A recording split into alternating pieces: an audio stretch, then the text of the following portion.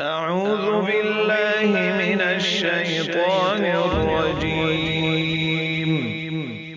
بسم الله الرحمن الرحيم. ويسألونك عن الجبال فقل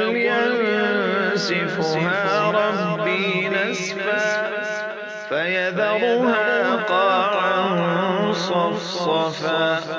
لا ترى فيها عوجا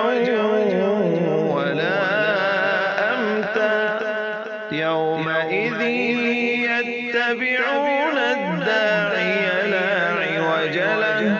وخشعت الأصوات للرحمن فلا تسمع إلا همسا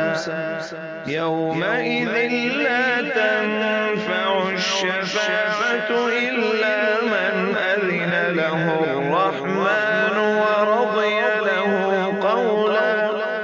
يعلم ما بين أيديهم وما خلفهم ولا يحيطون به علما وعنت الوجوه للحي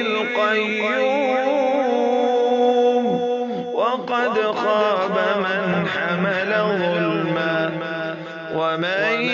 يعمل من الصالحات وهو مؤمن فلا يخاف ظلما ولا هضما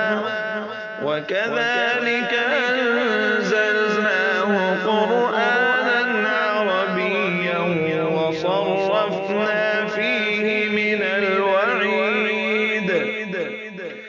وصرفنا فيه من الوعيد لعلهم يتقون أو يحدث لهم ذكرا